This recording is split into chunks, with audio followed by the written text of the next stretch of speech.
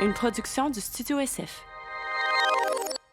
Bonjour tout le monde, bienvenue au Détestable podcast dans lequel on parle de vos pires dates et du dating life. Aujourd'hui, je reçois Anne-Marie Aulier avec Anne-Marie et Adam Desragons, deux professionnels de la sexologie, de la sexualité, donc des personnes qui sont plus qualifiées que moi pour parler de tout ce qu'on a parlé.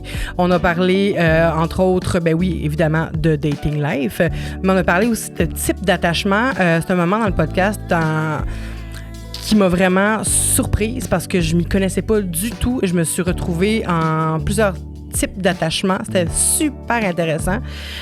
Donc, j'espère que vous allez autant apprécier que moi ces deux personnes extraordinaires qui ont une belle complicité. C'est ça, je vous en dis pas plus. Il y a du plaisir et il y a du fun et tout ça dans le consentement.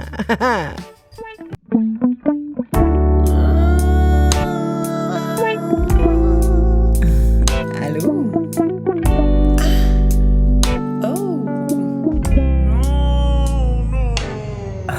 Détestable. Bonsoir Anne-Marie, bonsoir Adam. Bonsoir. Merci d'être parmi moi aujourd'hui au podcast Détestable. On parle du dating life. Puis, dans le fond, j'aimerais... Parce que les deux, vous avez vraiment un lien avec la sexualité, oui, effectivement. Oui, entre autres. Mais vous avez étudié là-dedans. Mm-hmm. Ouais. Puis là, c'est la première fois que je rencontre des professionnels et moi, je suis très loin de ça.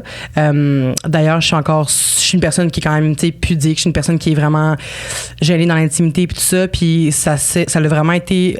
ça s'est reflété dans mes premières dates, dans toutes mes dates de toute ma vie, en fait. Puis, fait que je suis vraiment curieuse d'avoir votre opinion par rapport à ça. J'aimerais savoir, vous avez commencé... C'est quoi votre lien avec les dates? Vous avez commencé à dater comment? À quel âge? Et ça part maintenant, abattez-vous. Tu veux commencer? Non, ça marche pas. OK, vas-y. Parfait. Moi, je t'avouerais que j'ai commencé à avoir mon premier crush plus vers 16 ans. Okay. Ça n'a pas commencé, mettons, au primaire. Quoique, au primaire, les petits garçons me demandaient quand même souvent d'être leur partenaire. Mais comme avoir un intérêt, je trouvais ça quand même bizarre. Puis je pense que c'est peut-être avec le queerness ou que j'avais pas de la représentation de... Les filles aussi peuvent être une option. Dans ma tête, c'est juste les garçons. Fait que je pense que ça l'a beaucoup influencé. Mais je me rappelle d'un Sébastien en secondaire 2 que j'avais un petit crush. Sinon, ça a été vraiment plus tard que j'ai développé ça. Est-ce que tu te sentais bizarre? Comme pas attirée comme t'aurais dû l'être comme tous les autres de ton âge?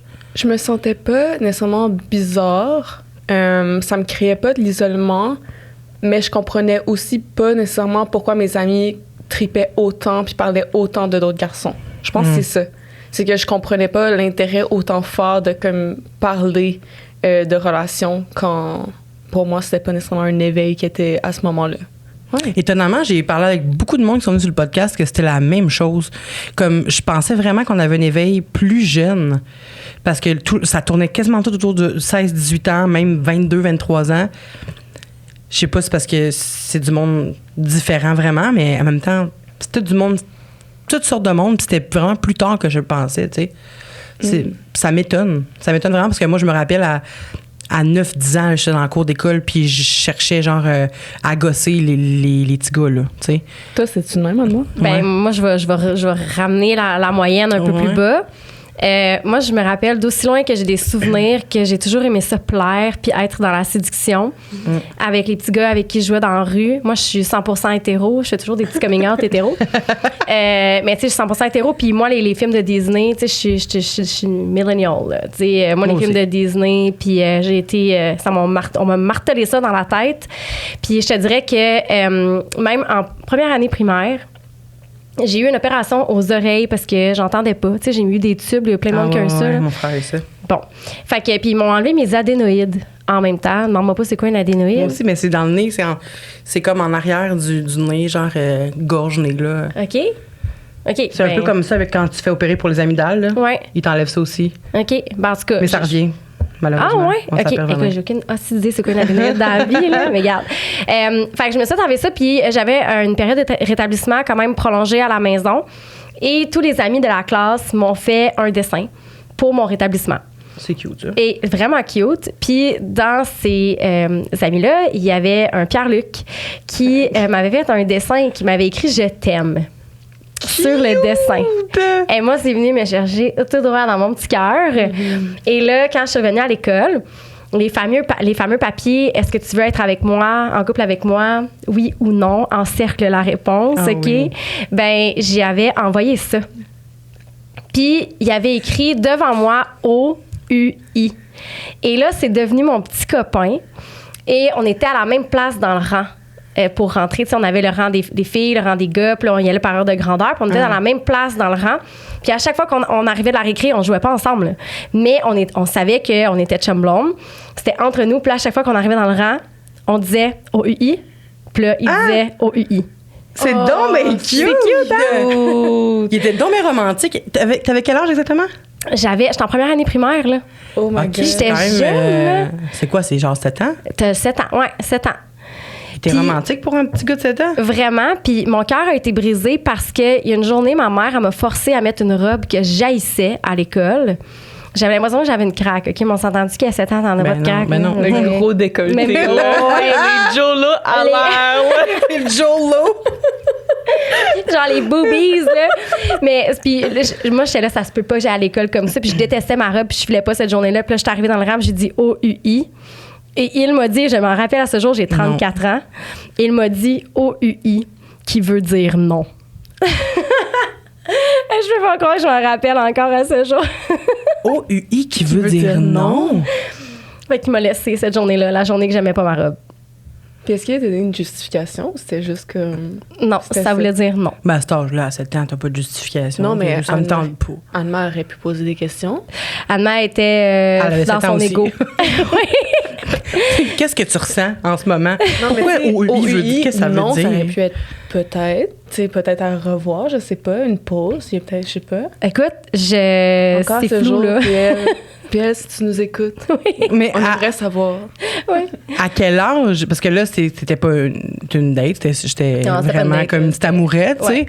Mais à quel âge tu t'es mis à officiellement dire, là, je veux tester la marchandise, je veux dater, je veux trouver soit ma personne ou soit juste me découvrir sexuellement ou amoureusement, tu sais. Bonne question.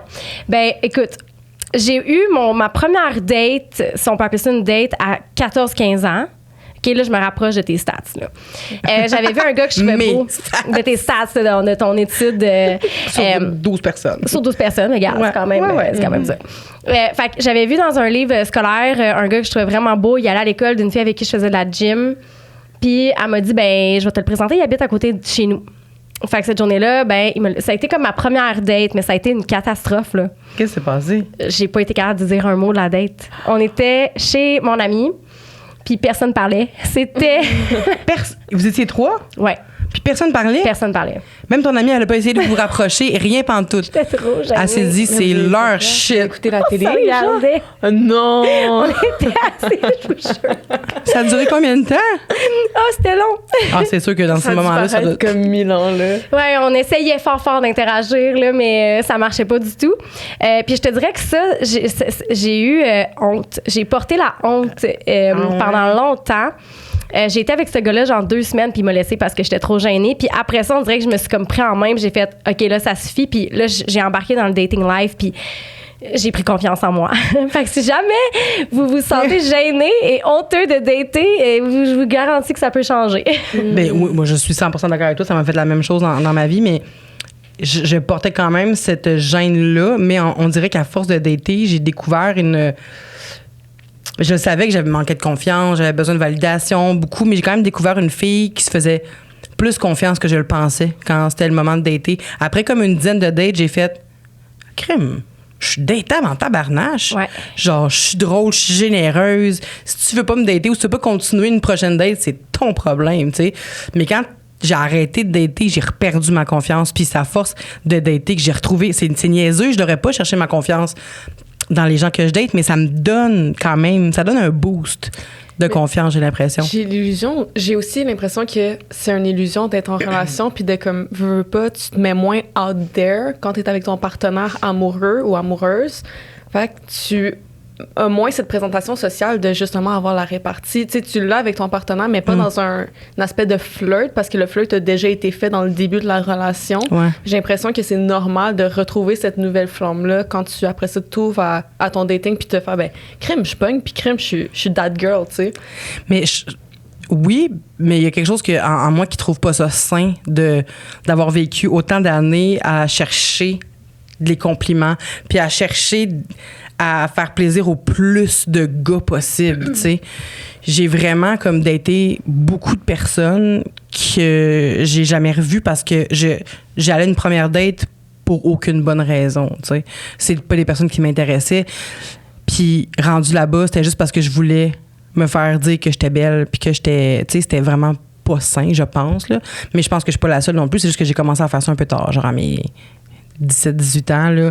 Ben, j'étais pas tard, mais dans le sens que, tu sais, j'ai l'impression que j'ai commencé à...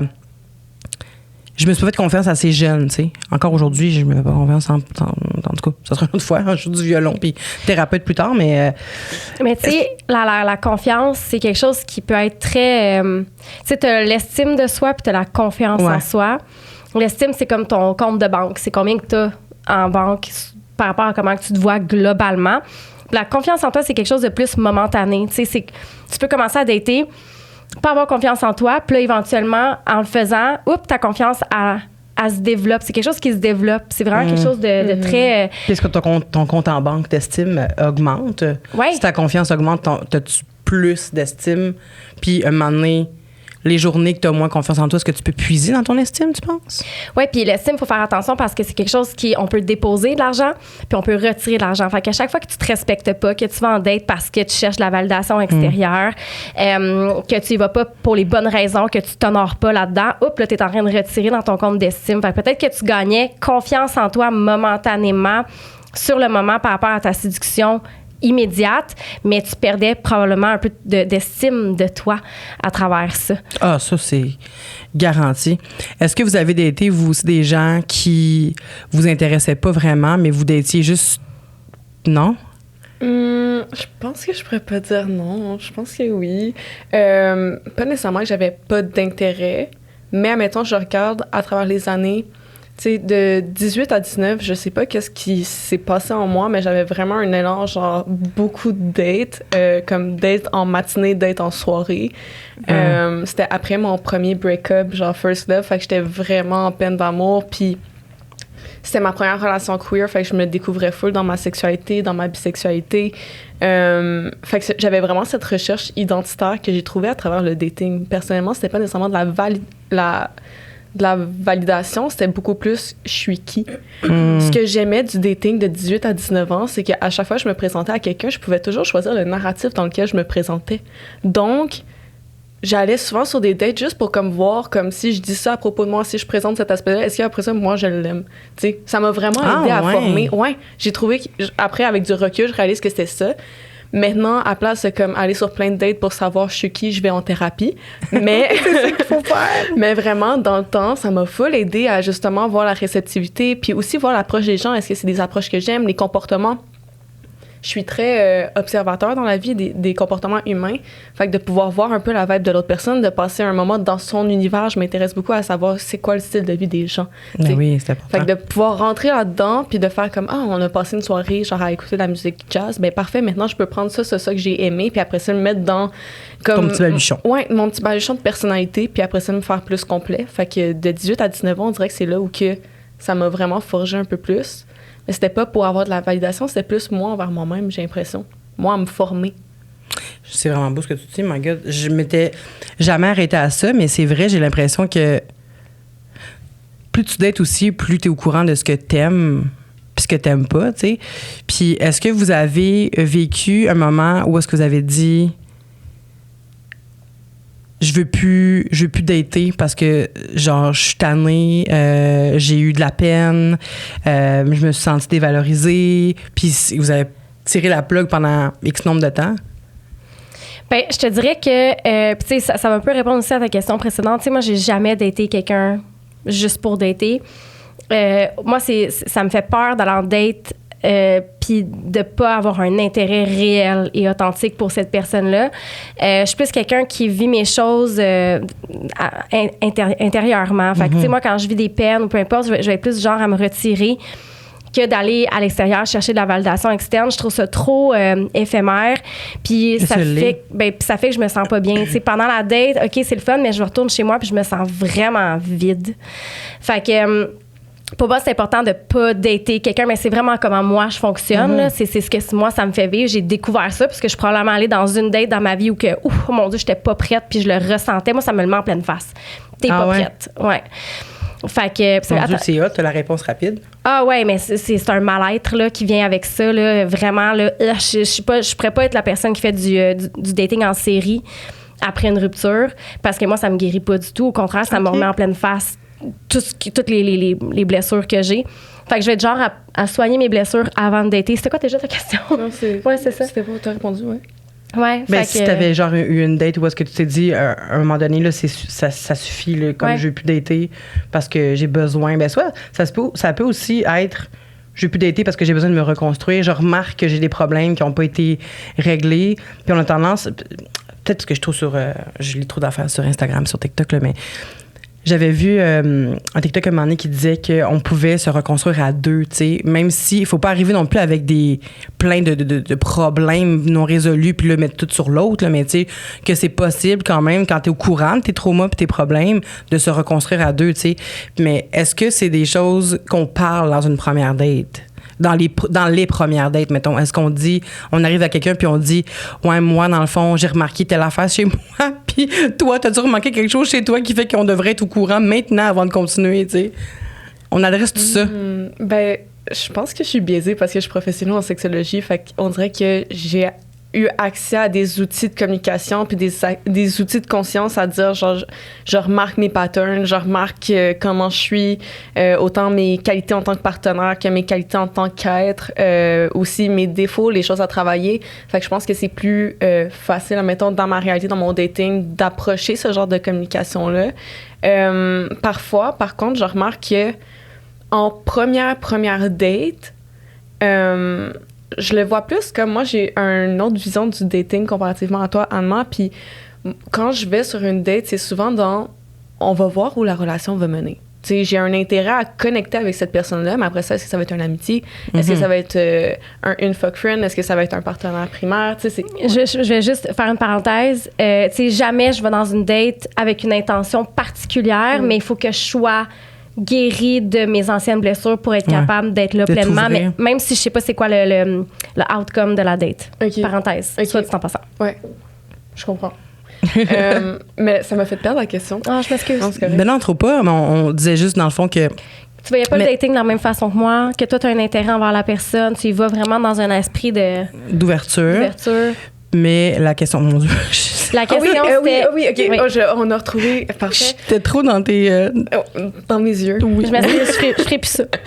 Non, pas tout. C'est à moi de tenir le cap, là. Non, mais c'est ça, dans le fond, j'ai pas d'intention dans mes premières rencontres. Ce qui fait que dans ma première date, je vais pas nécessairement vouloir ouvrir tout de suite la porte à la vulnérabilité parce que je me suis rendu compte qu'avec le temps, souvent, j'avais tendance à le faire ou à accueillir ça chez les autres.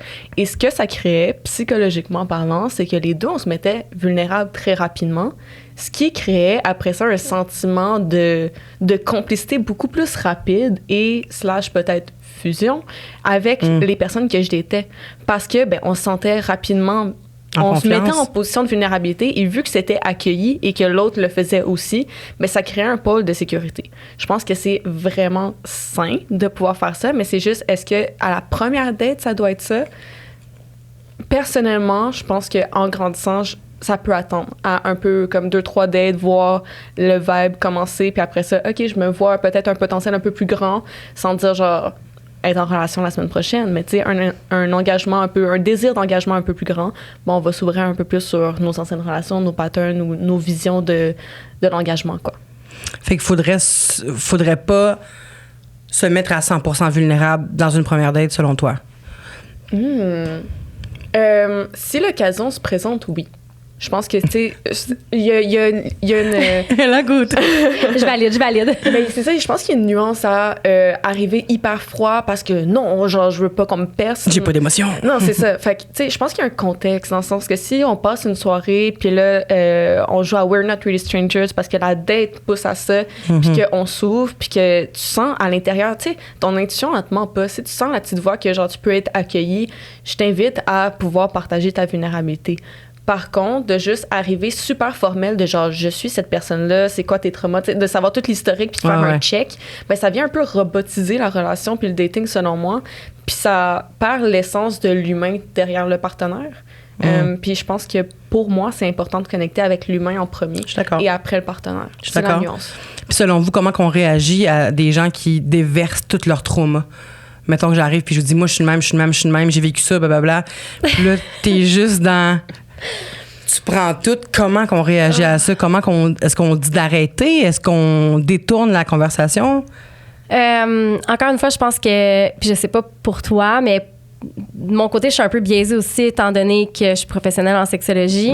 Ça m'est arrivé d'aller dans des dates où, parce que tu sais que je suis en sexologie et que j'ai des connaissances, que j'ai moins de tabous peut-être que d'autres personnes, que j'ai une ouverture peut-être. Pas dans le jugement, ben oui. Ouais, à laquelle tu n'as jamais eu accès. Ben là, tu vas te dire, OK, je peux tout lui déballer, tu sais. Puis moi, ça, si tu veux me faire courir dans la direction opposée, fais ça. Déballe-moi tout à la première date. Moi, je veux du mystère, je veux de la séduction, je veux qu'on puisse bâtir un intérêt puis que la confiance se développe organiquement. C'est jamais noir ou blanc. Ça se peut que la première soirée, on soit dans les confidences puis que ça fasse du sens dans le contexte. Mais c'est pas parce que tu sais que je suis en sexologie que t'as le feu vert pour me parler que, tu sais, toi, dans le fond, puis ça m'est déjà arrivé, true story. C'est sûr. Quelqu'un qui me dit, ouais, tu sais, moi, j'ai dans le fond, tu sais, je suis vraiment très sexuelle. Tu sais, je pense que j'ai des problèmes, comme je pense que j'ai une obsession sexuelle. Pour moi, c'est du sexe. Puis là, je suis comme... OK, mais tu sais, on avait vraiment une belle date jusqu'à maintenant. Puis ça, à la fin, j'ai fait comme, OK, là, j'étais pas prête. J'étais pas prête à recevoir ça. Puis comment tu l'as adressé? J'ai tout simplement laissé savoir à la personne que pour moi, ça irait pas plus loin. Là, je veux dire, la personne voulait que je retourne avec lui. Et j'ai tout simplement refusé cette invitation à aller plus loin après la date. Puis j'ai laissé savoir qu'il n'y avait pas d'intérêt à aller plus loin. Puis ça, en parlant d'intérêt, est-ce qu'on attend? Parce que, tu sais, des fois, on peut aller dans une date, puis il y a comme un semblant d'intérêt. T'es pas désintéressé totalement, ni 100% intéressé. Mais là, il y a une deuxième date qui pourrait se faire.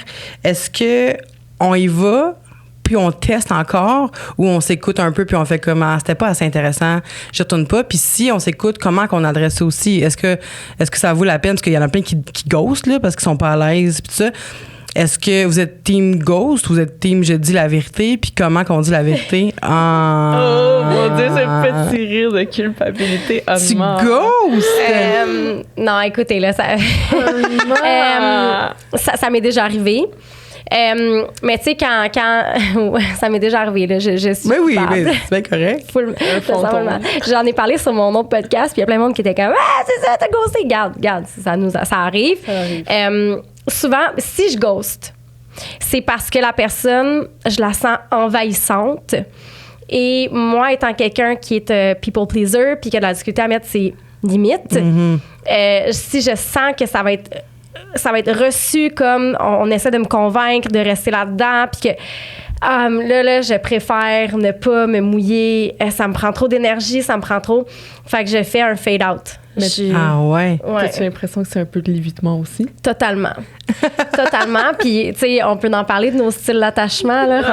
J'adore qu'ils se connaissent autant. Oui, je pense que le monde ne sait pas à quel point Anne-Moi et moi, on se connaît, puis que, tu sais, deux thérapeutes ensemble, ça se fait des discussions de thérapie. Ça se thérapeutise. Mais... Tu vis ça comment, toi, Adam? Je pense que, perso, dans les dernières années... T'es mieux que moi. Je ghoste pas, mais je me fais ghoster. Je suis plus cette personne-là. Je suis plus l'inverse. Puis tu cours-tu après la personne? Pourquoi tu me réponds pas? J'aimerais avoir un closure. J'aimerais que tu me dises... Oui, Soit dit parfait. en passant, je date pas beaucoup, là. OK? Fait que c'est pas comme si j'ai ghosté 40 millions de personnes dans ma vie, là. J'ai dit en ghosté 2, là. OK? Ben non, mais là, jamais j'avais l'impression que t'étais comme ça non plus. C'est vraiment, c'est pas toujours. C'est pas péjoratif en soi. C'est ça. Puis c'est pas toujours mal intentionné non plus, tu sais. Ça se peut, là, aussi, que tu te sentes envahi par une personne puis que t'es comme, je préfère pas, comme tu dis, me mouiller puis continuer. Ça, c'est trop lourd, là. Ouais. Mais je parle juste en général. Tu sais, c'est une personne que t'as eu une date correcte, mais ça t'intéresse pas. Est-ce que tu la ghost, tu sais? Parce que... Mais des fois, je pense que c'est mutuel. Mutuellement, tu te ghostes. C'est comme un feeling, là, tu sais, ça va. C'est rare que tu arrives chez vous puis que toi, ça a full cliqué puis de l'autre bord, ça a pas cliqué en tout. Tu sais, c'est rare. Oui, c'est ça. Mais pour répondre à ta question de ghostage, je pense qu'il y a des versions de moi qui étaient plus anxieux à propos de ça parce que j'avais tendance à le prendre sur moi. Puis dernièrement, j'ai fait beaucoup d'introspection là-dessus. Puis je me suis dit, si on me ghost, c'est beaucoup plus par rapport à l'autre personne et ses comportements que moi, ma présence. Fait ce que je fais, parce que ça m'est arrivé quand même dernièrement, je vous avouerai, je relance quand même la personne juste dans vraiment comme, hey, j'espère que tu vas bien, puis tout ça, puis j'envoie un peu d'amour. Puis après ça, tu sais, s'il n'y a pas de réponse, ben au moins, il y a un lâcher-prise. Comme il y a une dernière communication qui s'est faite, puis j'ai montré qu'il n'y a pas d'amertume de mon côté, puis une réceptivité. Après ça, c'est à l'autre de gérer ses techniques de fantôme, puis ça m'appartient pas. Puis c'est vraiment un bon conseil, ça, parce que puis je suis en train de suivre une formation sur les styles d'attachement, justement, parce que je pousse ça, je pousse beaucoup, là, présentement. Ouais, moi, ça me fascine vraiment. Je pense que c'est vraiment ce qui nous régule dans nos c'est notre empreinte digitale relationnelle, là, finalement. Là. C'est ce qui fait que je choisis les partenaires que je choisis. C'est ce qui fait que j'ai telle dynamique en relation. C'est ce qui fait que je ghost. C'est ce qui fait que, tu sais, fait que, puis ça disait dans la formation que pourquoi pas aller vers la personne te ghost. Puis juste dire comme, hey, en passant, tu sais, vraiment, là, sans attente, juste te dire, tu sais, moi, j'ai passé un bon moment avec toi. Tu sais, je réalise que, tu sais, de ton côté, ça risque de s'arrêter là. Si jamais tu veux me partager pourquoi, tu sais, moi, je serais vraiment ouverte. Ça me permet de travailler sur moi-même. Puis sinon, ben, hey, no hard feelings, puis bonne journée. Puis souvent, tu as une bonne réponse à part la personne. C'est quoi les styles d'attachement? Ben, vite fait, là, sans nécessairement que tu rentres dans tout, là, ça te dérange-tu d'en parler? Ou? Ben, je pense que c'est la bonne place pour en parler. Tes styles d'attachement, ça provient de la théorie de l'attachement de John Bowlby pour les gens qui veulent vraiment aller lire là-dessus. Pour vrai, là, ça va vous faire réaliser tellement de choses à propos de vous-même. Ça se forme à l'enfance, puis ça peut être influencé à travers tes différentes relations que tu vas avoir à l'âge adulte. Mais tu formes un style d'attachement avec la personne qui prend soin de toi, le caregiver, qu'on dit en anglais. Puis c'est vraiment un spectre. Fait que d'un côté, tu as les personnes qui vont développer un style d'attachement anxieux. Les caractéristiques, si tu veux rentrer avec moi là, dans l'explication, je sais que tu connais beaucoup ça aussi. Là. Quelqu'un qui va faire vraiment beaucoup d'anxiété, qui cherche vraiment beaucoup la validation extérieure, qui a peu confiance en soi, qui a peu confiance en les autres également. Tu parles de moi, c'est la personne qui va tenter de rapidement créer un lien avec une personne puis de rentrer facilement dans la fusion, moins dans la dépendance plus rapidement. Oui, exact. Après ça, quand tu avances sur le spectre, tu as Secure. Secure, je te dirais que la majorité de la population, c'est comme ça, mais là, tu sais, plus on vieillit, plus on a différentes relations, moins on est Secure. Je te dirais, on accumule les blessures. Mais Secure, c'est moins vraiment... qu'on est Secure, tu dis? Oui, moins la population devient Secure. Là, mais il y a des gens qui le sont, puis c'est la majorité de la population, je te dirais. Eux autres, c'est vraiment des gens qui se font confiance, qui ont confiance en les autres. Tu sais, je veux dire, je t'apprécie, puis si ça fonctionne plus, ben garde, moi je sais que je suis capable de me fier sur moi-même, je suis capable de me rattraper là-dedans. Je sais que je vais tomber en amour avec quelqu'un d'autre. J'ai confiance en toi, puis j'ai confiance en moi. Wow, mon rêve. C'est la personne qui vit dans son individualité, mais qui est capable de reconnaître l'autre puis de créer une union à deux, tu sais, vraiment, dans le respect de soi puis le respect de l'autre. Ça, c'est le Secure. Ça, c'est ce qu'on veut être. On aspire. On aspire à ça. Tu continues d'avancer sur le spectre, on est à l'autre côté complètement. On a la personne qui est évitante. Les évitants, eux, souvent vont avoir vécu un peu de négligence quand ils étaient plus jeunes ou de la surprotection de la part de leurs parents. C'est-à-dire qu'ils ont appris vraiment à coper, à gérer leurs insatisfactions ou leurs besoins seuls. Ils se sont rendus compte que l'adulte qui prenait soin d'eux répondait pas tant à leurs besoins. Fait qu'ils se sont dit, ben pourquoi je devrais dépendre de quelqu'un d'autre? Je vais dépendre que de moi-même. Laissent difficilement entrer les autres, sont beaucoup vus comme étant des personnes qui sont indisponibles émotionnellement. Fait que, tu sais, là, vos personnes qui disent, moi, je veux pas être en couple, puis bon, ça risque d'être une personne évitante. Ouais, des personnes qui ont vraiment peur de l'engagement. Mais dans l'hyper-indépendance, de genre, moi, je suis capable de tout faire tout seul, tu sais. Pas besoin puis de dès que l'engagement arrive, mais s'intéresse quand même, mais c'est beaucoup du push and pull. Fait que, genre, je vais m'intéresser à toi, mais dès que je sens qu'il y a une réceptivité, oui, ça me fait peur parce que ça se peut qu'il y ait un engagement qui est souhaité de ta part, puis je sais pas si je suis capable de te l'offrir pour te l'imager. Puis, tu as le 4e qui est un mélange de anxieux puis évitant. J'allais te demander on peut-tu être les deux? C'est désorganisé. Moi, je suis désorganisée. Je suis une désorganisée avouée. J'étais ultra anxieuse. J'ai vécu des relations vraiment difficiles qui m'ont rendue évitante. Puis si j'ai un partenaire qui est anxieux, je suis dans mon évitante à fond la caisse. Puis si j'ai un partenaire qui est évitant, je vais être dans mon anxieux. Fait que c'est toujours comme d'essayer de me réguler à travers ça. Fait que ça fait que je ghost des gens qui sont probablement très, très anxieux parce que ça m'envahit puis je suis vraiment pas bien là-dedans. Je te dirais que je gère mieux mon anxieux que mon évitant. Ah ouais? Ouais. Puis comment qu'on gère ça? Parce que dans le fond, tout ça, est-ce que les styles d'attachement peuvent varier selon les relations ou c'est vraiment... C'est modulable. Tout. Tu peux aller dans sécure dans une relation puis être anxieux dans une autre. Exact.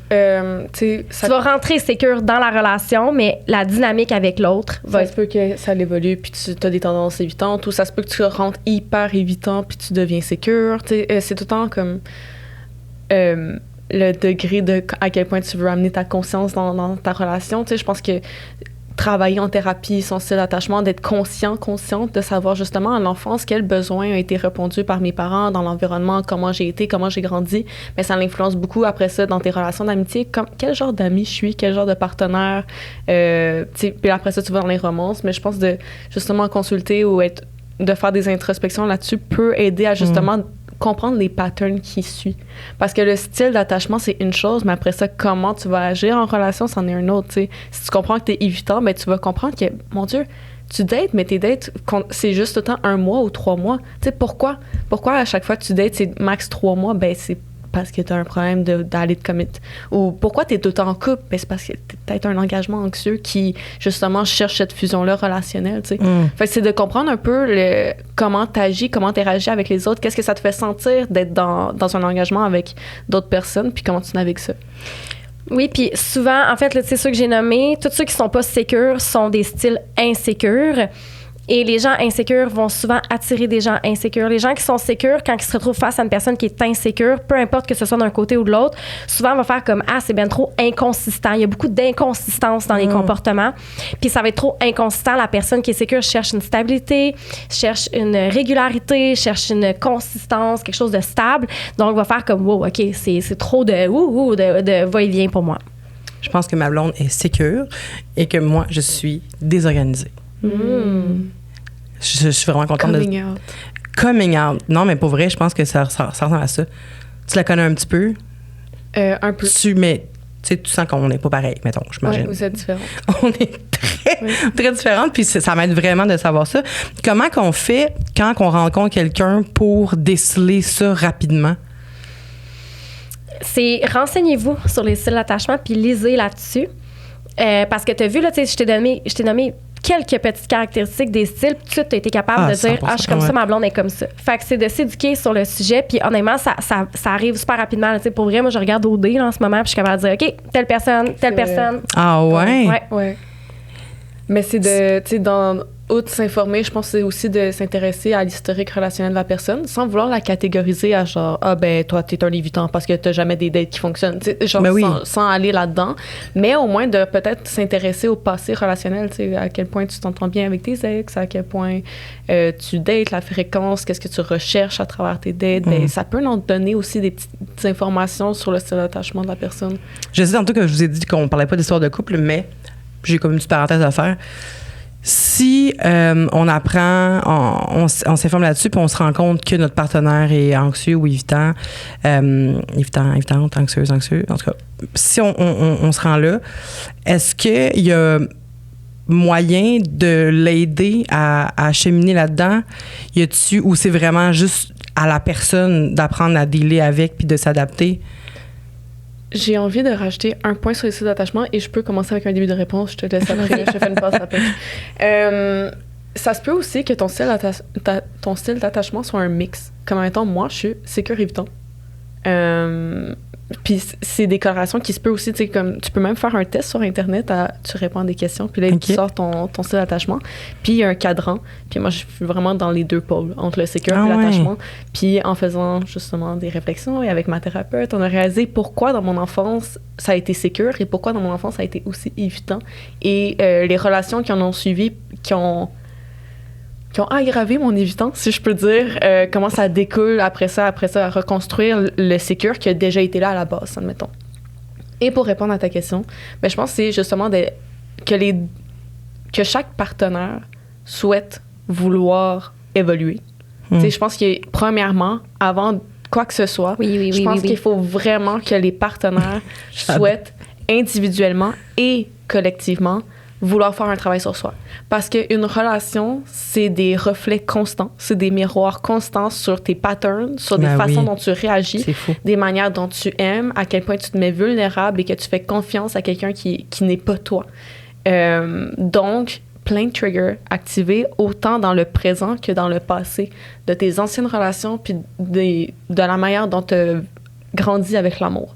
Donc, je pense que, premièrement, de vouloir prendre un partenaire qui est aussi sur la même longueur d'onde de toi, qui veut faire un travail. Après ça, c'est de savoir votre style de communication. T'sais, est-ce que vous êtes des gens qui parlent face à face? Est-ce que vous êtes plus des gens qui écrivent? Il y a des gens qui ont de la difficulté à avoir des conversations dans le blanc des yeux, donc ça va être plus facile de se faire des lettres puis de se faire des mises au point comme ça.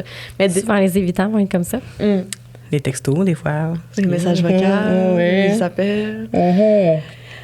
Bref, savoir un peu comment naviguer à travers la communication, trouver peut-être aussi des mots, des safe words, fait qu'il y a des mots de justement quand il y a des émotions qui, pour les évitants, justement quand il y a un commitment, la communication peut être plus difficile à avoir, donc d'avoir un mot sécurisant comme, je vais dire Cheerios, un mot qui n'a pas rapport, mais juste pour dire comme, OK, quand j'ai une limite qui est atteinte, on peut utiliser un mot pour dire comme, on redescend, on a assez travaillé ensemble, parce que ça peut brasser plein d'émotions. C'est sûr.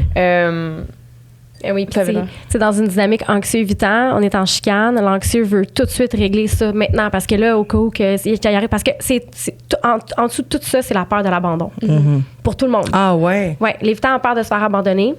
Donc, lui, il se dit, moi, si je me fie sur moi-même, il n'y a personne qui peut m'abandonner. Puis l'anxieux, lui, il va tout faire pour pas que l'autre personne l'abandonne. Fait que là, il y a une chicane entre anxieux et évitant. L'évitant fait comme, OK, moi, j'ai besoin d'un 2. Puis l'anxieux fait comme, t'as pas besoin d'un 2 parce que moi, je veux absolument pas que tu m'abandonnes. Puis si dans ton 2, t'as envie de m'abandonner, je fais quoi? Oui, c'est ça.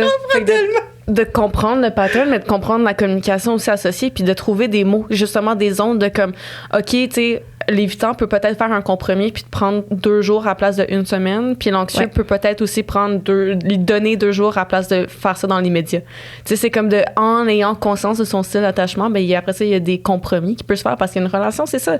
C'est des compromis constants puis des évolutions de compromis aussi. C'est pas parce que vous avez commencé la relation sur certaines bases qu'après ça va pas évoluer, ces compromis-là, parce que vous allez changer dans cette relation-là, tu sais.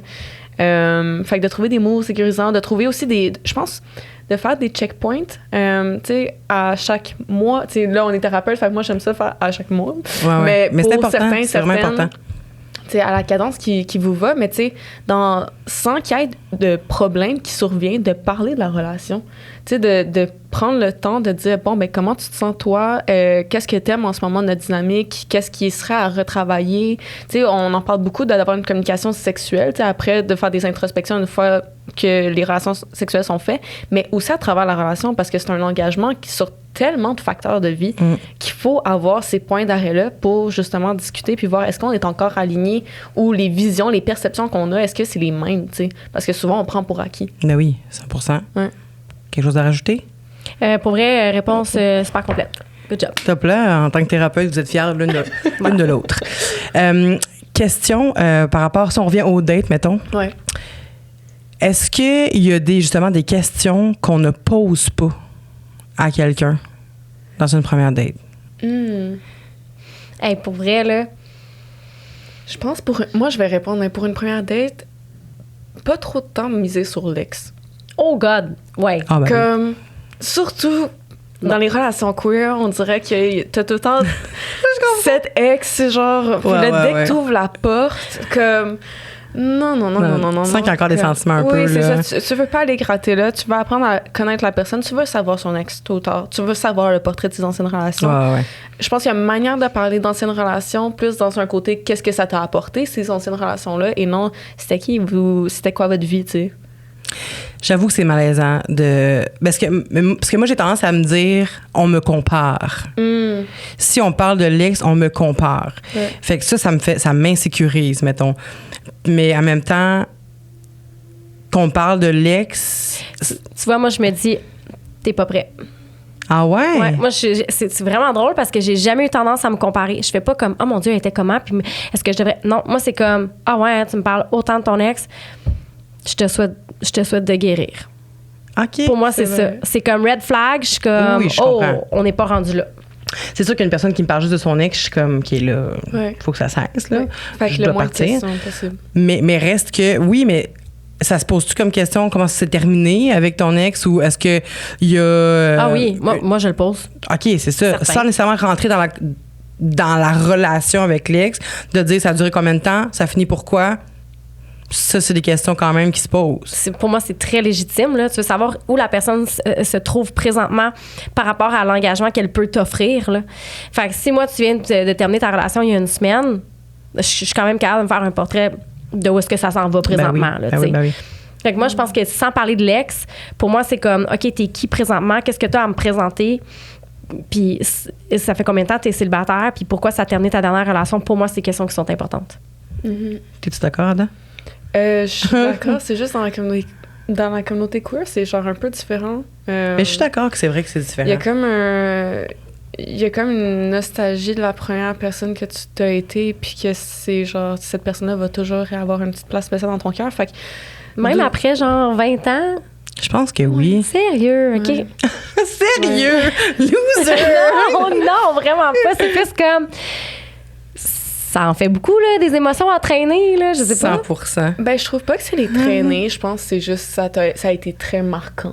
Ouais, Ben, comme il y a une distinction en OK, ça serait peut-être ça ma question. Est-ce que t'es marqué ou tu te traînes ton ex? Ouais, j'avoue. ouais. Parce qu'il y a une distinction entre genre avoir guéri, puis là, ça reste quand même une personne marquante pour toi. Puis il y a aussi, ben, t'es pas encore guéri, puis t'as encore une petite porte encore ouverte avec cette personne-là. Ouais. OK.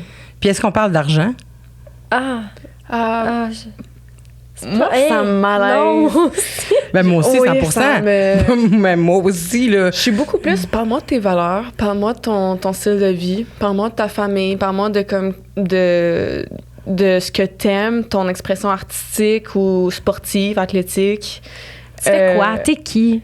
T'as tellement d'autres valeurs que ton compte en banque. Ouais. C'est comme- 100%. Ben moi, je suis d'accord vraiment Ouais. avec vous là-dessus, mais c'est juste qu'il y a quand même des dates qui en Sont tout cas, moins pour en avoir fortunés. vécu, qui sont moins fortunés, effectivement. C'est vrai. Non, mais tu sais, admettons, là, quelqu'un qui dit, je sais pas, moi, hey, ça dérange de payer, j'ai pas reçu ma paye cette semaine. Déjà, là, ça l'ouvre comme, Ah, moi, ça me mettrait mal à l'aise. ben 100%. Mais Ouais. en même temps, ben, premièrement, la personne, pourquoi elle est au restaurant? Pourquoi elle t'invite au restaurant si elle n'a pas d'argent? Mais juste, ça l'ouvre une porte à parler des finances, puis t'es comme, ah ouais, est-ce que tu entres là-dedans? Est-ce que tu fais comme, ah ouais, comment ça? Ou tu fais juste comme, c'est chill, je prends le bill, puis Ah, on moi, en ça parle serait plus. chill, je prends le bill, on n'en parle plus, puis je m'en retournerais chez nous avec un malaise. Mais tu sais, jamais j'irais dans une date si j'ai pas l'argent pour payer au moins ma 100%, part. 100%. Mais c'est ça, moi aussi, ça serait ça. Je pense que ça me dérangerait pas de payer, admettons, pour cette fois-ci. Moi non plus. Mais question s'en suivrait. Dans le sens, c'est comme... Question. non, mais Je pour de t'écoute. vrai, si tu ouvres la porte à hey, peux-tu payer pour moi? Comme oui, ça me fait plaisir. Mais est-ce que tu vis à chaque paye? Est-ce que c'est comme est-ce que c'est ça ta vie? Puis c'est correct, c'est oui, mais j'ai besoin de savoir, tu sais. Parce qu'après ça, si on vit une vie à deux, ben, il va y avoir des dépenses communes. Ben ou oui, une vie ben à oui. plusieurs, whatever. Il va y avoir des dépenses associées. Fait qu'est-ce que tu es en mesure de pouvoir faire une espèce de place financière pour Ah plus ouais. que toi? Moi, c'est ça que ça sous-entend. Écoute, Je suis d'accord. je vais pitch in avec une anecdote. Là. J'ai une de mes amies qui était en date l'année passée avec un gars qui, clairement, sur les réseaux sociaux, avait l'air relativement fortuné. Là. Tu sais, ses parents, tu voyais qu'il y avait des maisons dans plusieurs pays, puis bon... et le gars a une grande éducation, puis il avait étudié dans différentes places dans le monde, que tu sais que ça coûte de l'argent aller là. Ah, mettons. ouais. Écoute, il a parlé toute la date de coupons rabais. Ah. Des coupons rabais pour s'acheter un air fryer, des coupons rabais pour telle affaire est en spécial en ce moment. Puis il l'a invité, c'est lui qui a choisi la place. Ils sont allés dans un bar. Il a pas bu d'alcool, fine, mais je veux dire, au pire, on va prendre un café, mettons. 100%. Et il a même pas proposé de payer sa partie. À lui? À elle. OK. Mais tu sais, dans le sens où, comme, je t'invite dans une date, tu sais, je veux t'inviter dans une date, je t'invite dans un bar, je m'assois en avant de toi, moi, je bois pas. Puis je te parle de coupons rabais tout le long. Puis c'est juste comme, la personne arrive avec les factures, puis tu sais, c'est comme... Je sais pas, c'est juste... pour moi, c'est... Ben, c'est une mauvaise date. Mais moi, j'ai un certain malaise, puis je veux pas comme catégoriser, mais je vais le faire quand même. Je trouve ça un peu red flag de dire, je t'amène sur une date d'un bar où tu vas consommer de l'alcool, mais moi, j'en consommerai pas. Et c'est mon initiative. Oui, ça fait peur un peu quand même. Ça fait un peu c'est peur, louche. je vous avouerais. C'est anguille sur roche, à savoir ses intentions. Il y a tellement de choses qu'on peut faire. Ouais. Tu sais, on n'est pas obligé d'aller dans un bar pour vrai. Ben non, vraiment pas. Puis ça avait donné que cette journée-là, je suis allée souper avec une autre de mes amies dans notre groupe d'amis, puis on a crashé sa date. On est arrivé dans le bar sans y dire, on se cachait, puis tout ça. Puis là, on l'a vu aller aux toilettes, fait qu'on s'est mis, puis elle était comme... Et puis là, elle était là, oh mon Dieu, une chance que vous êtes là pour vrai. Faut que ça cesse. Get me out of here. Là. Ouais. Ah ouais, l'avez-vous sorti de là? Ouais. Elle a dit, mes amis sont au bar, je vais aller les rejoindre. Puis elle l'a laissé de même? Ben, ils ont payé leur bill séparément, puis ils sont repartis. Puis vous, êtes-vous du genre, en parlant de bill encore, êtes-vous du genre à dire oui si la personne dit je paye pour toi, vous voulez absolument que ce soit séparé ou vous attendez qu'on paye pour vous? À quoi vous attendez? J'ai l'historique de genre payer pour les dates. Comme j'aime. Ouais, toi, oui. C'est un de mes langages. Comme ça me fait plaisir de t'inviter. J'aime ça quand il y a le retour du balancier. Comme ça, je suis comme, OK, tu sais, on s'enligne sur des trucs. Mais pour une première date, si c'est moi qui te le demande, qui te l'offre, ben c'est ennemi. Ça t'attend pas à ce qu'on paye pour toi, là? Non. Au contraire. T'es-tu mal à l'aise si on paye? Je suis reconnaissant. OK. Mais je suis pas mal à l'aise. Mais si je t'invite, c'est que j'ai la capacité financière de t'inviter pour une première date. Après ça, c'est la deuxième, tu veux m'inviter, ça va me faire plaisir d'accepter. Ça, c'est hot. Moi, j'ai de la misère avec ça. Toi, Anne-Marie? Je te dirais que je suis quand même une personne généreuse dans la vie. Puis si tu m'invites dans une date puis que je sens qu'il y a une hésitation, 1 seconde, 2 factures, moi, c'est comme c'est moi qui apprends. Ouais. C'est la microseconde que je trouve ça tellement malaisant. Ah ouais, ça fait tellement long, là! Frisson. Non, je vais l'apprendre, c'est ça. Puis comme, ouais.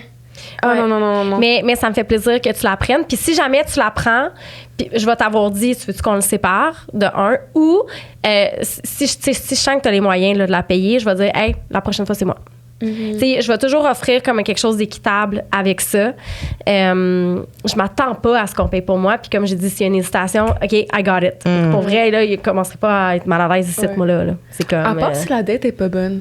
Comme ça, mettons, il y a vraiment une incompatibilité, ça va pas me déranger de faire 2 factures. Ouais. Je pense que c'est ça l'affaire. Par contre, si j'ai eu un bon moment, comme ça me fait plaisir de closer ça en te montrant mon appréciation puis en payant pour la date. Mais de plus en plus, je travaille sur mon people pleasing à faire, si ça n'a pas été vraiment un clic ou si ça me tente juste pas, ça se peut aussi, là, comme je veux pas créer de standards à travers mes propos. Ouais. Mais des fois, ça se peut que ça me tente pas ou tout dépendant de comme la facture en tant que telle. Là, si ça a été comme une activité genre à 300 chaque, bon, oui. On va se calmer, tu sais.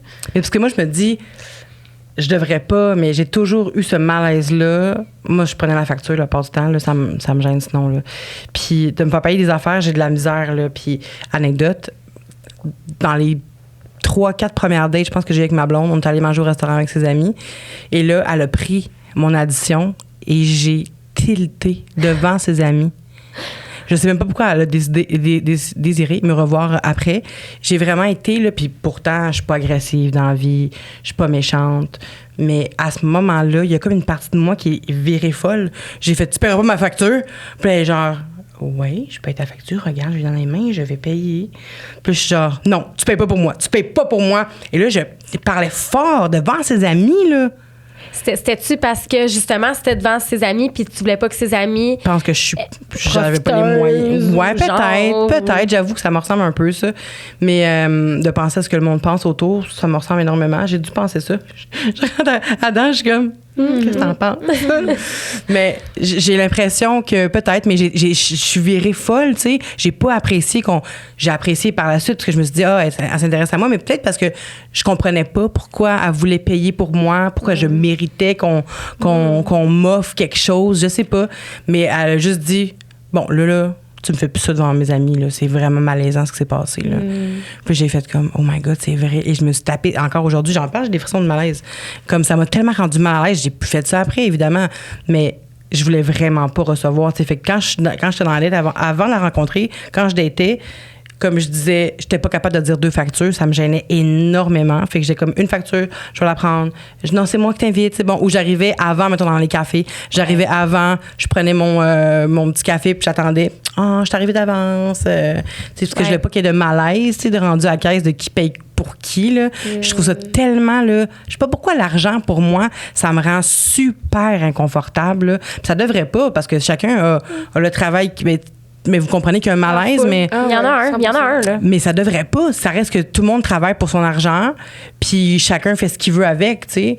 Mais il faudrait détabouiser ça. Je sais pas ça, détabouiser. Il faudrait...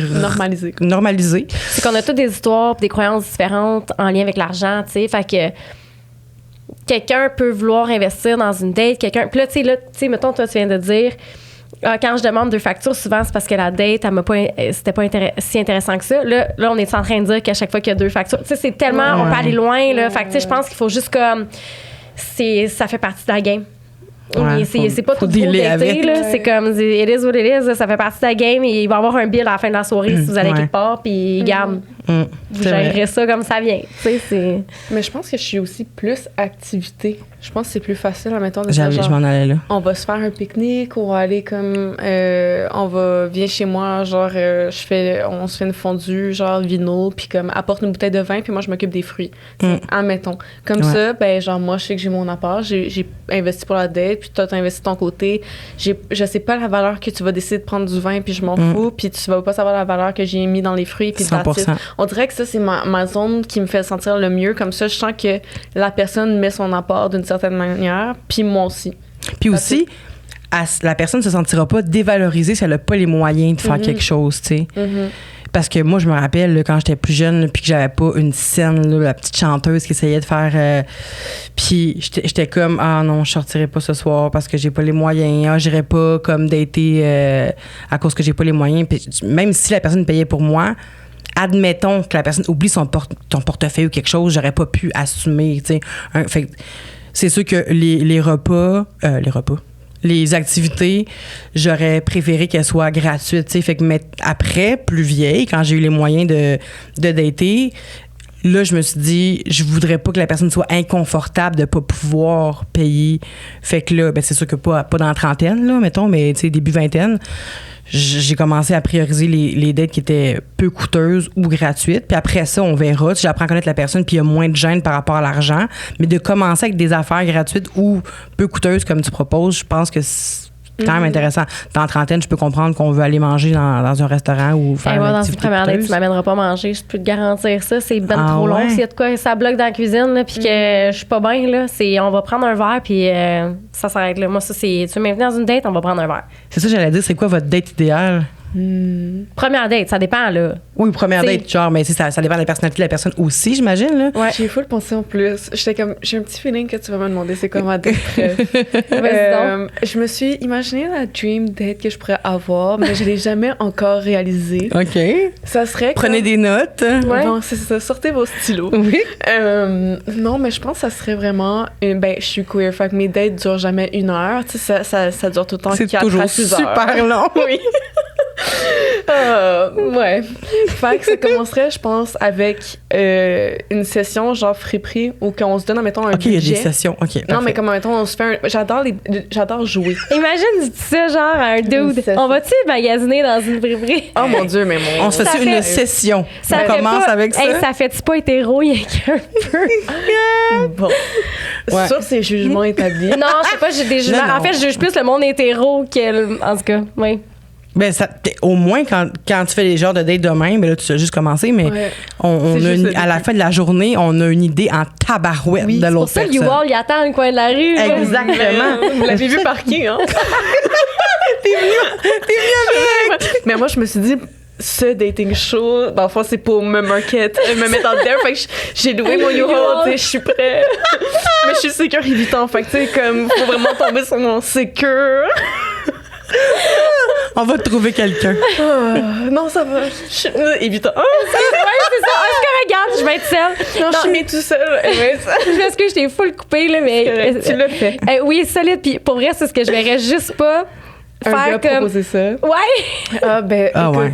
je suis pas un gars. Fait que ça va. Je continue avec ma session. Oui, Fait que là, ce que j'aime, genre, dans le dating, c'est de jouer. Parce que moi, j'ai un côté très joueur et un peu comme enfant, puis pas prendre la vie au sérieux nécessairement.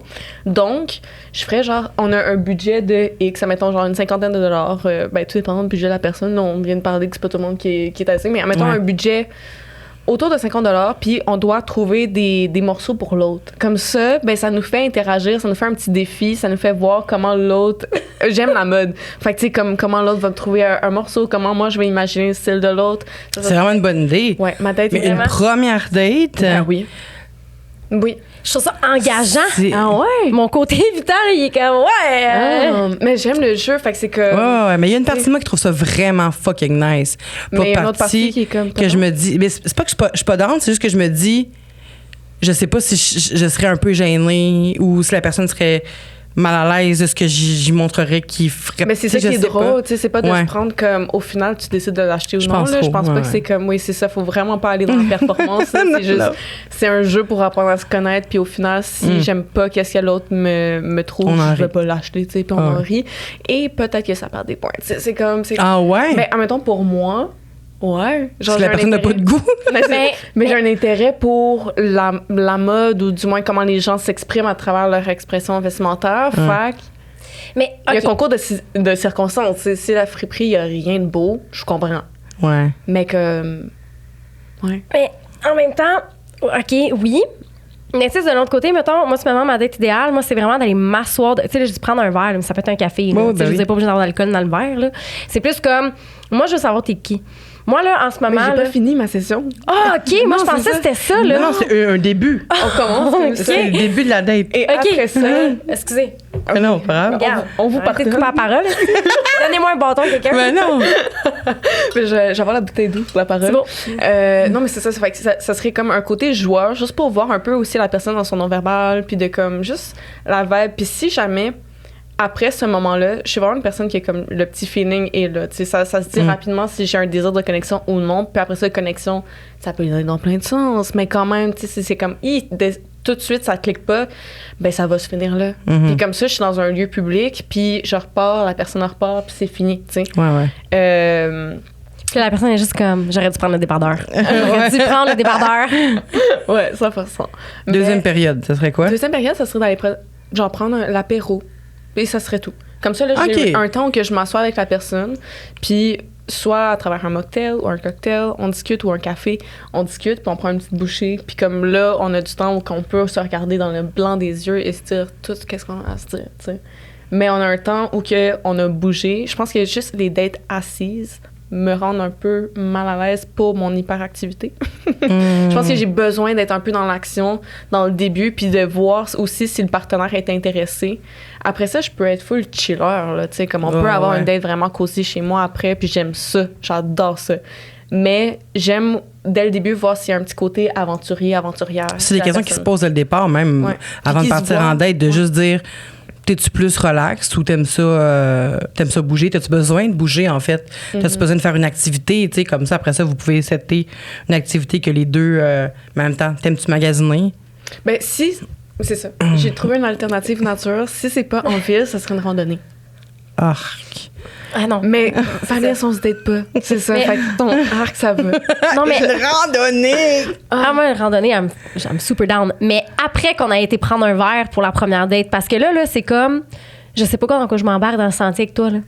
Je sais pas, moi, c'est que je m'en vais. Là. Moi, mon petit côté anxieux a besoin d'être rassuré sur le fait qu'on va être capable de pull off une date de plusieurs heures. Fait que on va prendre un verre, hey, c'est full secure, pour vrai. Si ça clique, on ira s'acheter du linge à prix si tu veux, puis on ira marcher toutes les montagnes que ça te tente d'aller marcher. Mais avant de savoir à qui j'ai affaire, demande-moi pas d'aller faire Kilimanjaro, là. Ah ouais, mais moi, j'écris un peu à la personne avant d'aller en date. Ah, c'est rare que comme... Combien de temps? Ça dépend. Ça dépend. Ça, c'est un feeling. Ouais, il y a du monde que ça peut être genre on s'écrit pendant des mois puis là on se voit, mais il y a du monde que ça peut être une question de comme 1-2 semaines puis après ça on se voit. Mais il n'y a pas quelque chose un peu de ben pas fucké, là, parce que ça m'est arrivé plein de fois de parler des mois avec quelqu'un, mais tu builds quelque chose. Je pense que quand tu parles avec quelqu'un pendant des mois, il faut que tu sois sûr d'être 100% toi-même et pas d'avoir un personnage pour plaire à l'autre, tu sais.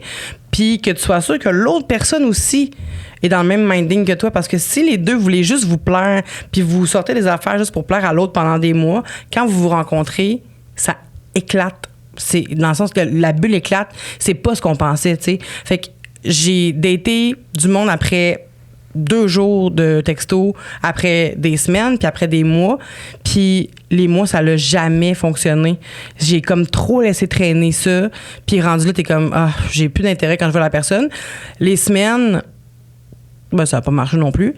Puis, tu sais, ma seule relation avec ma blonde, ma relation de couple, je parle, on s'est parlé pendant 1 semaine. Puis après ça, on s'est rencontrés, puis c'était pendant la pandémie, tu sais.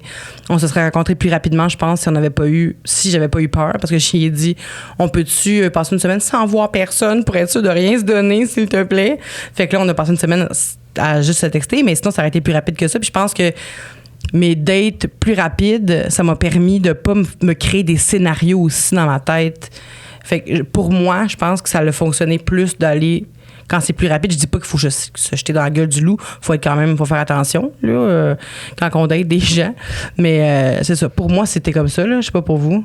Bien, peut-être que je me trompe, mais tu sais, ça m'est déjà arrivé, moi aussi, d'avoir quelqu'un à qui je parle pendant des mois, mais c'est pas de la conversation. Je veux dire, pourquoi on se parlerait par message pendant des mois alors qu'on peut se rencontrer? Ouais. C'est plus comme quelqu'un qui est là, que tu as un intérêt, mais que tu n'es pas nécessairement aligné à rencontrer cette personne-là en ce moment. Tu vois peut-être un peu quelqu'un d'autre ou la personne est là, tu fais des check-ups une fois de temps en temps pendant des mois et là, éventuellement, les étoiles s'alignent, puis là, c'est là que tu te rencontres. C'est plus dans ce contexte-là. Là. C'est ça. C'est des petits crushs que comme, à chaque fois que cette personne-là pop, c'est un petit baume à ta vie, mais s'il n'y a pas de désir de concrétiser en ce moment parce qu'il n'y a peut-être pas la disposition, peu importe, tu sais. Mais... Oui, parce que se parler pendant des mois sans se rencontrer alors qu'on est disponible à le faire, il y a quelque chose, là. Ben oui. Il y a comme c'est fichi, là. Ça sent le poisson, là. Mais tu sais, c'est vrai. Autre anecdote de ma vie personnelle, j'avais rencontré sur, je pense que c'était Badou, là, un gars, puis il habitait à 8 heures de route, puis j'habitais encore chez mes parents à ce moment-là, puis j'avais pas encore mon permis, je pense que j'avais 16 ans, là. Puis on s'est parlé sur Badou. Après ça, on a transféré, texto, whatever. Puis on s'est parlé pendant des années. Puis on vivait chacun notre vie, là, chacun notre bord. Là, mais on s'appelait comme 1 fois ou 2 par semaine pendant qu'on roulait. On était sur la route, puis on se disait qu'on avait hâte de se voir, puis qu'on voulait donc bien se voir, puis ça. Puis on s'est rencontrés pour la première fois il y a peut-être 6 ans, 7 ans.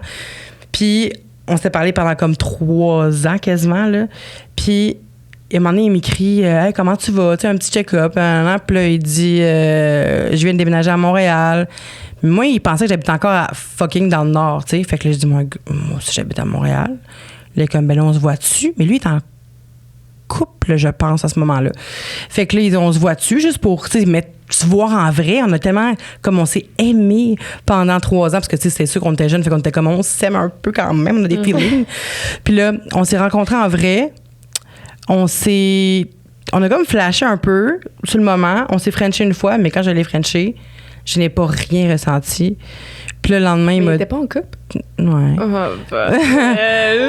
Ben, tu sais, ça fait pas... Tu sais, faut juste se mettre... Je dis pas que c'était correct qu'est-ce qu'il a fait, mais en contexte, on est quand même été... On a été une part de notre vie pendant 3 ans où est-ce qu'on se parlait souvent, puis comme on pensait que ça relevait de l'irréel de se voir, tu sais.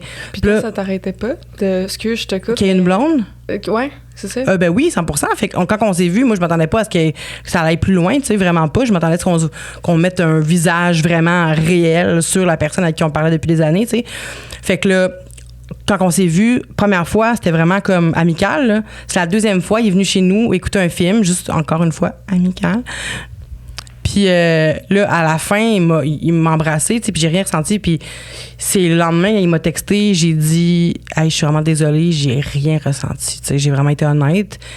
Puis il m'a plus jamais répondu, on s'est plus jamais parlé. Fait que je sais, tu sais, lui, sûrement, je sais pas s'il y avait eu un flash, là. J'imagine que lui avait ressenti quelque chose pour être aussi triste, là, tu sais. Mais reste que on a parlé vraiment trop longtemps pour le résultat, là, tu sais. Peut-être que ça te servait à ce moment-là aussi. C'était peut-être pas le résultat qui allait t'apporter quelque chose, mais plus comme la relation en tant que telle, le temps que ça a duré, tu sais. C'est vrai, t'as raison. Puis on a tout le temps une vision de l'engagement à vouloir une relation au final de telle manière, mais tu sais, ça se peut que qu'est-ce que t'as partagé pendant 3 ans, c'est qu'est-ce que t'avais besoin dans le temps, dans le sens de comme juste parler avec quelqu'un puis développer une romance sans que ça soit concret, sans que ça soit une sexualité. Tu sais, juste quelqu'un qui prenait soin de tes nouvelles puis soin de toi d'une certaine manière, puis te sentir désirée puis comprise. Ah, ça, c'est sûr que c'est un problème récurrent chez moi, mais vouloir me sentir désirée. Anxieux. Ouais. L'attachement anxieux. Pour être ton vocabulaire, là, c'est... Comment tu parles, c'est clair qu'il y a un côté anxieux dans ton attachement. Là. Dans n'importe quelle sphère de ma vie, c'est l'anxiété qui roule ma vie, là, mais c'est juste que si j'ai autant d'énergie aujourd'hui, c'est l'anxiété. C'est ça qui se passe. Oui, c'est ça. Faut pas le voir que négativement. Non, mais c'est vrai, c'est l'anxiété qui me donne toujours des boosts de cortisol, qui fait que j'ai arrêté de boire du café parce que je suis toujours de même, tu sais. Ouais. Mais je sais que c'est ça, mais en même temps, quand on me donne trop d'attention, je m'en vais, tu sais. Ouais. Je me sens étouffée, je sens qu'on brime ma liberté, puis je suis pas prête, puis je veux m'en aller. De toute façon, c'est pas une psychanalyse, mais tout ça pour dire que genre, je me reconnaissais vraiment dans tes études d'attachement, puis je trouve ça vraiment intéressant qu'on en parle là-dedans. C'est tellement important. J'avais jamais pensé à ça, qu'on avait des types d'attachement différents, tu sais. Ouais. Ça m'a vraiment aidé à mieux voir moi, puis ma relation, puis aussi les petites courtes relations aussi que j'ai eues dans le passé, tu sais. Juste de même, j'ai compris tellement d'affaires sur moi, puis feu Vanessa, là, l'ancienne Vanessa d'avant. Oui, puis l'important, c'est de justement se conscientiser, mais pas d'accumuler de la culpabilité, là, parce que moi, ça a été un passage que j'ai réalisé avec mon évitant. J'ai comme tellement ressenti de la culpabilité quand j'ai réalisé comme à quel point j'ai été évitant. Puis je pense qu'on peut tirer des fois genre tout ça en leçon, dans le sens que tu peux pas réparer ton passé, à part si tu as vraiment été... problématique. Je pense que là, OK, oui, de recommuniquer avec la personne ou peu importe, mais tu sais, la plupart des relations, c'est soit un reflet de soi ou un reflet de l'autre que ça n'a pas fonctionné. Fait que de s'accueillir là-dedans puis de grandir. Mais moi, c'est ça, l'évitant, ça a été comme beaucoup de je me sens coupable dans l'auto-sabotage de mes relations que j'ai fait. Ouais. Ça explique des choses, finalement. Ça nous aide à mieux comprendre. Puis après ça, tu prends cette information-là, puis tu vas dater en pleine conscience après ça. Tu peux prendre, c'est ça. C'est vrai. En sachant, là, je sens que j'ai mon petit côté évitant. Puis là, peut-être juste de le nommer aussi. Tu sais, tu disais, est-ce que je déballe tous mes traumas à la première rencontre? Bien, pour moi, c'est important, dans les premières fois qu'on se parle, quand on commence à se dévoiler organiquement, là, de faire comme, hey, moi, je fais passer des tests. Je suis comme, je veux savoir c'est quoi ton schéma érotique. Je veux savoir c'est quoi ton style d'attachement. Mais c'est tellement une bonne idée, là. Moi, je veux savoir ta charte astrologique. Oui, ça, c'est sûr qu'Adam veut savoir ça. Ça, c'était déjà demandé. Là. Ton ascendant, ta lune. Oui, ça marche-tu, tu sais. Moi, j'en ferais faire une couple, là. Poisson, ascendant cancer, lune en cancer. Il capoterait tout, là. Oh my God. Et là, avant de terminer, je voulais savoir. Yes. Vos pires dates. Une chaque, mettons. Une pire date chaque, si vous en avez. OK, moi, j'ai 2 petites anecdotes. Que c'est pas vraiment des pires dates. Parce que moi, pour vrai, je suis très, très sélective et je suis bonne pour filtrer avant d'aller en date. Donc, je ne peux pas dire que j'ai eu des mauvaises dates dans ma vie. Surtout parce que je date pas énormément non plus. Fait que quand j'y vais, je suis sûre de ma shot. Non plus, je te lève mon chapeau. Ouais, ben, je vais gagner sur du boule. Ceci étant dit, il fut un moment où, parce que je pensais à ça en m'emmenant au podcast, j'étais comme, qu'est-ce que je vais pouvoir raconter? Je datais un gars. Puis ce gars-là, c'était un peu fusionnel au début, tu sais, on se voyait beaucoup, tu sais, je l'ai vite présenté à mes parents, on passait beaucoup de temps ensemble, ça fait plusieurs années de ça, on parle d'il y a peut-être 10 ans de ça. OK. Puis il y a un soir, puis il y a une journée, je sais pas trop, je sens là, qu'il y a quelque chose qui fonctionne pas, puis là, je vais chez eux, puis là, je vois, il y a 2 serviettes de douche qui sont accrochées, puis là, il est comme, j'ai pris ma douche, puis je suis comme, avec 2 serviettes, tu sais, c'est comme, t'as pas une crinière à sécher dans la deuxième serviette. Son poil de chest, peut-être? Peut-être. Qui sait? Ouais, fait que, mais finalement, là, je sentais qu'il y avait quelque chose de wrong. Oh non. Puis là, ça commençait à déraper. Bref, on décide qu'on sort un soir au bar. Puis là, il me dit, il vient me rejoindre. On était sur Saint-Laurent. Il vient manger un Saint-Laurent, puis il me dit, j'ai vu mon ex passer, ou je sais pas trop, là, dans la rue, puis là, on s'est parlé, puis ça, puis il est un peu incohérent, il est un peu sous, puis ça, puis je suis comme, oh, OK, c'est peut-être ça, la deuxième serviette. Bref, on s'en va faire le party, puis tout ça. Et il se saoule, là. Il se défonce la gueule. Probablement que justement. Jamais une bonne idée en date. Ouais, mais tu sais, c'est un moment qu'on se fréquentait, puis on connaissait plein de monde au bar, puis tu sais, c'était comme. Et mes parents étaient partis. J'habitais encore chez mes parents à ce moment-là. Ils étaient partis en voyage, puis il y avait juste mon demi-frère à la maison. Et ramène le gars, mais il commence à vomir dans le taxi. Et pour me connaître, vous le savez, j'ai une phobie du vomi. Genre, une phobie, là, c'est comme. Ah ouais. Et là, il commence à vomir dans le taxi, puis là, ramène chez nous, il vomit partout dans le driveway, puis tu sais, comme, il y a comme la neige dehors, puis c'est comme. En tout cas. Fait que là, il vomit un peu, là, je suis comme, OK, t'as-tu fini de vomir? Puis il est comme, ouais, mais il est dégueulasse, pour vrai. Et j'ai réussi à l'amener dans la salle de bain du sous-sol, où est-ce que ma chambre, juste à côté, mais il y avait aussi la chambre de mon demi-frère. Mon demi-frère se réveille, il est en tabarnak parce qu'il y a du vomi par terre. Le gars, il est complètement sous dans la salle de bain. Non. En train de piouquer sa vie. Fait que là, moi, je me dis, la brillante idée de me dire, parce que là, il me disait, je veux que vous en alliez. Comme pour vrai, je veux pas que tu restes ici. Fait que j'ai fait, OK, c'est bon. Fait que je suis allée dormir au 2e étage de la maison, dans le lit à mes parents. Ah. Où il y a aussi vomi. Oh non! Non. Puis là, le lendemain matin, là, finalement, on réussit à contrôler le vomissage. Et le lendemain matin... Le lendemain matin, vous réussissez à contrôler le vomissage. Non, pas le lendemain matin. Le lendemain Non. On finit par se coucher. Et là, le lendemain matin, très tôt, genre quelques petites heures plus tard, je me réveille parce que mon demi-frère, il est de même. Non. Hey. Non. Mais pas à moi, à lui. Hey! C'est parce qu'il faut que tu décalisses. Hey, shit. va-t'en. T'as vomi partout chez nous, va-t'en. Puis là, le gars, il est là. Mon demi-frère, il est comme, tu t'en vas. Puis mon demi-frère, il avait appelé mes parents qui étaient en voyage pendant la nuit. Lui, ça l'avait fait vraiment capoter. Ah, ça a fait toute une histoire chez nous. Est-ce que t'as revu le gars? Non. C'est la dernière fois? Ouais, je pense que je l'ai revu une fois après, justement pour qu'on parle de ça. Puis là, j'ai comme eu un feeling. Je suis comme partie dehors. Puis là, il dit, je m'en vais m'acheter de la gomme. Mais il est pas allé acheter de la gomme. Il a parlé au téléphone. Puis là, mon cœur, il battait. Puis j'ai dit, écoute-moi, là. Pour vrai, je sais ce qui se passe. C'est complètement irrespectueux ce que tu as fait chez mes parents. Puis mon cœur, il battait tellement. J'avais pris sa main. Puis j'ai dit, mets ta main ici. J'ai dit, tu vois-tu comment mon cœur, il bat vraiment vite? J'ai dit, ça me rend vraiment nerveuse de faire ça, mais je veux que tu t'en ailles. Oh shit! Puis il est parti, puis je l'ai plus jamais reparlé. Il a essayé de me rappeler après ça, puis j'ai plus répondu. Ben, c'est quand même bien que tu t'es respecté seulement, là. Puis partout chez nous, genre, tu fous la merde dans ma famille, mais tu sais, c'est moi qui aurais pas dû le faire rentrer, mais je fais quoi avec le gars? Ouais, dans un cabanon, 100%. C'est l'hiver, là. Mais tu t'es respecté quand même, puis t'étais jeune, t'avais 23 ans, genre? Ouais, genre, à peu près ça, 24. Mais ça quand fait 10 ans de même, ça, tu sais, moi, en tout cas, à cette époque-là, j'aurais fait « Oh my God, pauvre petit, vomi, je vais l'aider. » J'aurais dit à mon demi-frère, mon demi-frère, c'est quoi? Ouais. J'aurais dit hey, là, tu vois pas qu'il vomit, il va pas bien, il est pas correct, nanana. C'est ton poisson à s'entendre une Ben, j'essayais, mais je veux dire. Puis moi, en plus, je panique, le vomi. Vous savez pas comment ça me fait paniquer. Ah non, le vomi. c'est comment on appelle ça? Hématome. Regardez-moi, je sais pas, quelque chose. C'est moi qui ai peur du vomi. Ça me dégueule, mais tu sais, c'est comme. Ouais. Fait que bref, ça, c'est.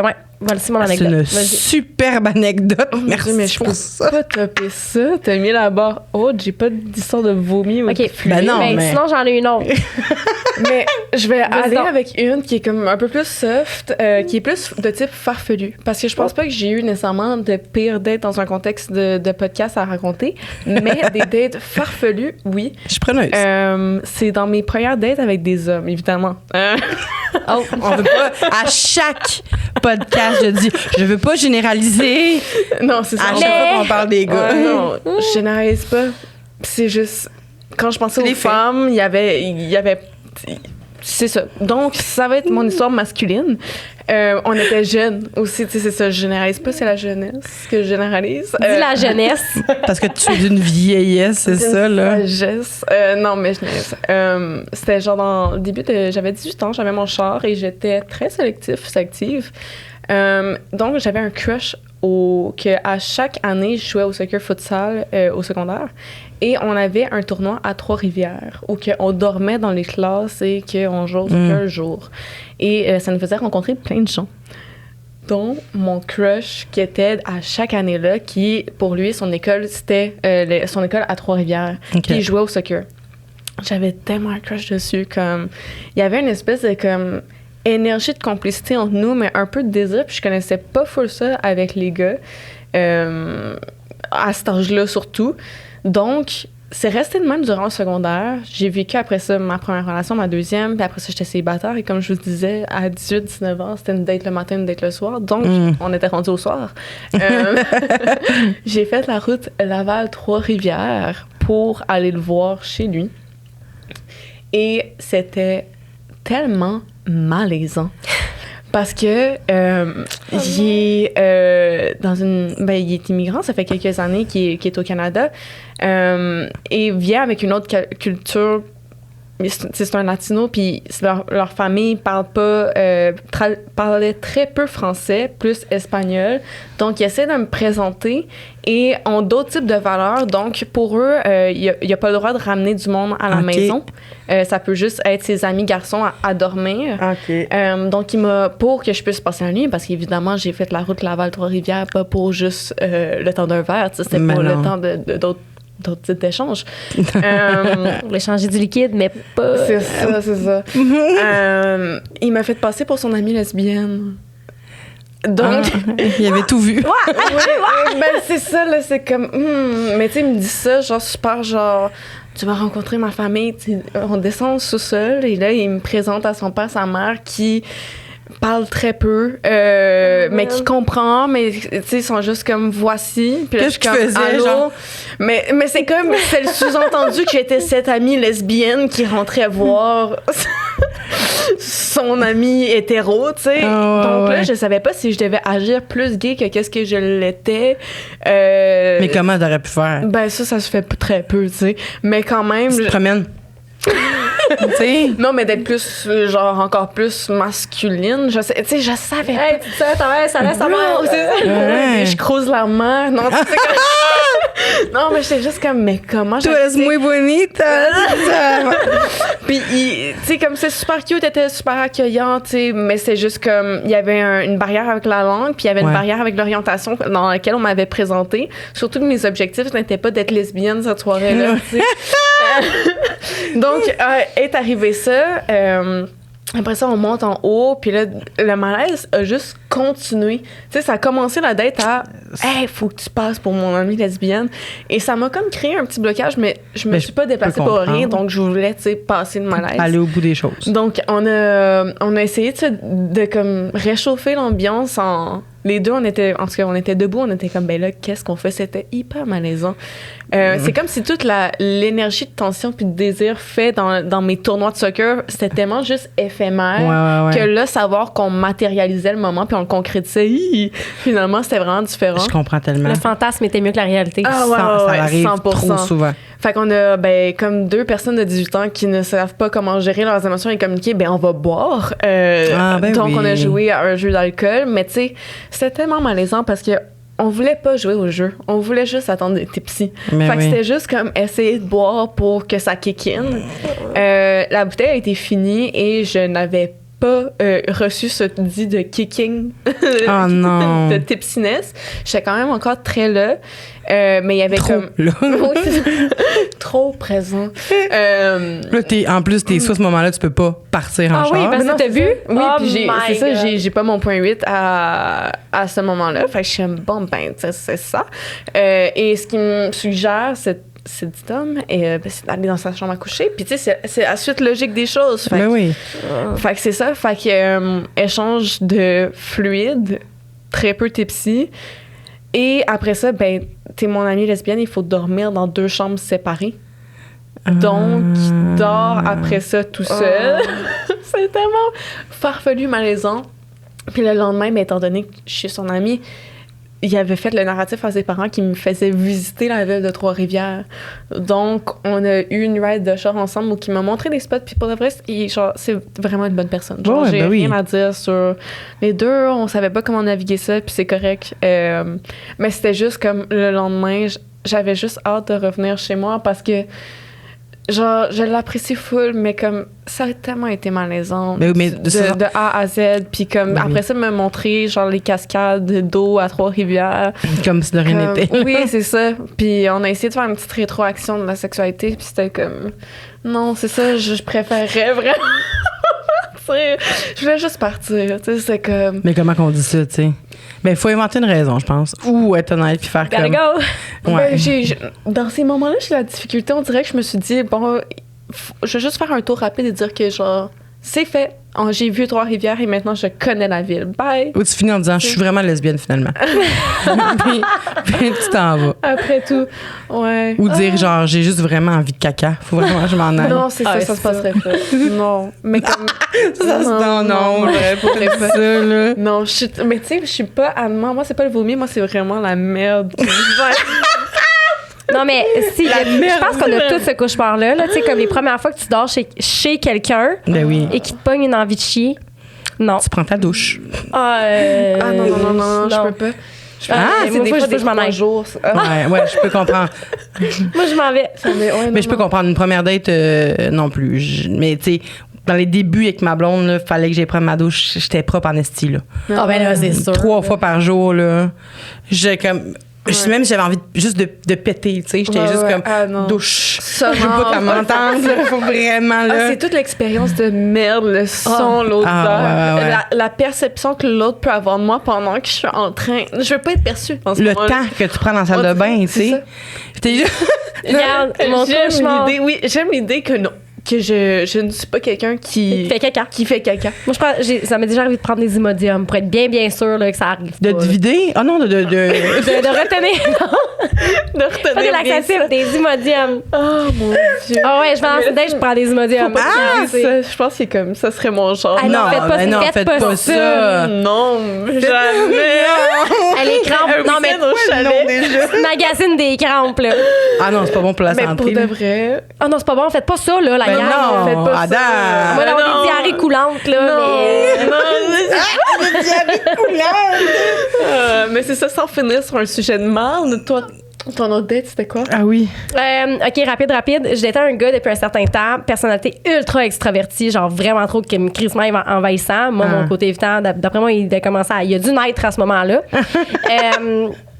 Et là, je m'en vais en voyage de filles à New York. Et un peu seul dans un bar un soir, on n'avait pas encore consommé notre sexualité. Et ça faisait un petit moment qu'on se datait. Puis... à ce moment, genre, combien de temps? Genre, ça devait faire un mois qu'on se datait, puis j'avais pas encore eu des rapports sexuels avec lui. Puis je passais à New York, puis là, saoul, un peu tard dans le bar, j'ai dit que quand je reviens, il va passer au cash. Et là, il a fait « Ouais, j'attends pas que tu reviennes. » Il a pris un billet d'autobus, il a booké un trip, il est venu me rejoindre à New York. OK?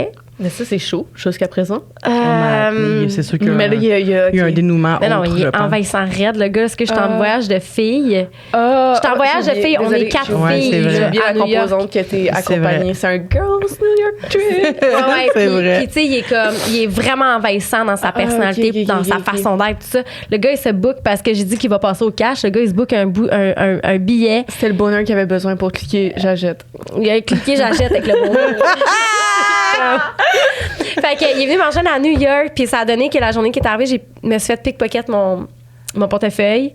Fait qu'il a comme dû payer pour, mettons, la chambre d'hôtel, puis comme pour le gaz en revenant, puis tout ça. Là. Je veux dire, j'ai pas... probablement que j'ai redonné de l'argent, whatever, là. Mais c'est bien que tu payes à la première date. Oui. Non, mais pour vrai, ça a été... j'ai jamais couché avec. Ça m'a tellement envahi. Ouais. Ah, ben, tu t'es respecté. À New York. Oui.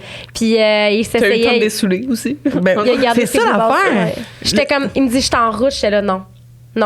Non. Il était comme, ouais, je suis en route. Non. Je ne crois pas. Non. C'est comme les gens qui te harcèlent le soir, tu sais, comme à 2-3 heures du matin, puis qui disent, come on, you up, hein, oui. Oui, parce que je te réponds, mais pas assez pour fourrer, tu sais. Ouais. Fait que t'es comme, oui, come on, puis tu dis, non, j'ai pas envie.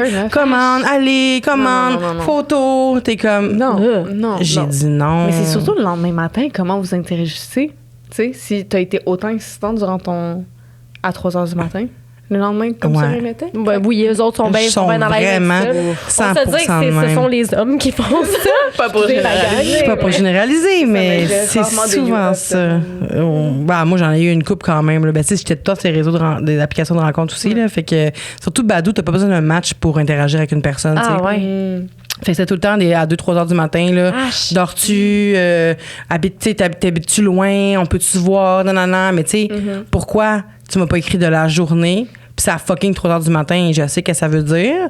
Puis c'est pas ça que je veux, tu sais. Puis mais même si tu dis non, ça m'est arrivé de bloquer du monde parce que un moment donné, c'était comme trop envahissant. On là. pas le message. Non, on comprenait rien. C'est pas le genre de t'sais. site pour ça. En plus, il y en existe des sites pour ça. 100%. 100%.